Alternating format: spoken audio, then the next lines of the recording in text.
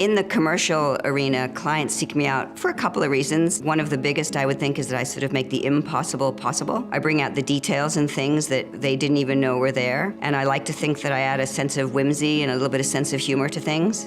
One of my favorite images is a purple shoe splash. I had my assistant sitting outside the edge of the set with a small plexiglass container of purple paint. He threw it into the air and we would catch the image at the apex of each throw. When the strobes went off, you see the after image in your retina for a moment, and we looked at each other and we're like, was that a shoe? I'm passionate about still life, but I'm equally as passionate about horses and the equestrian world. The pictures that you see on the walls in the gallery, I have set myself up and allowed nature to happen in front of my camera. My horse lives about 15 minutes from my house, and I run down to the barn and I ride. And I've put myself in a place where making pictures of these things, it just flows.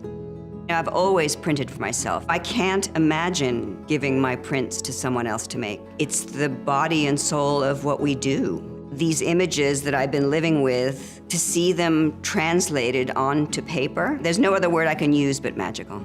Some younger people today ask me, is the print still relevant? Without the print, I don't have any fine artwork. And the print is what the collector looks for. The print is what the gallery hangs on the wall. The print is what gives me joy when I pull it out of the machine. The print is absolutely everything. With Epson technology, the color prints are going to last up to 200 years.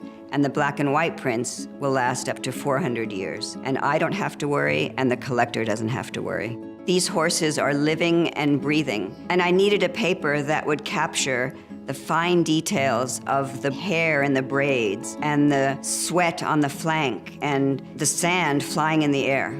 After running some tests, I settled on legacy textured because the texture of the paper enhances the quality of the horses and the spray of the water. And it adds a vivacity to the image, but it doesn't get in the way. With textured papers in the past, there was often a bit of a sacrifice with color saturation and demax. The blacks were a little smoky. With this legacy textured paper, it's not an issue anymore. What I see in my head when I think about the picture is what comes out of the printer.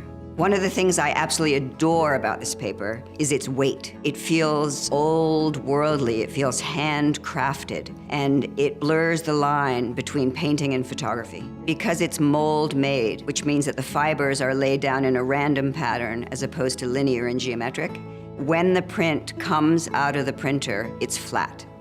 It's a new experience working with rolled paper now. There's virtually no curl. And legacy textured paper is OBA free, and that's a crucial aspect for me. I will not sell a print to a collector that has OBAs. With Epson technology, the papers, the printers, the inks, I have a tremendous amount of control. I can create realism in the prints that never existed before. At the recent show, someone pulled me aside and they whispered in my ear, "There's some dust on your print." And I looked closer and I realized it's purposeful dust, it's horse dust, it's sand, it's flying in the air. And it's that sense of realism that makes these prints so successful.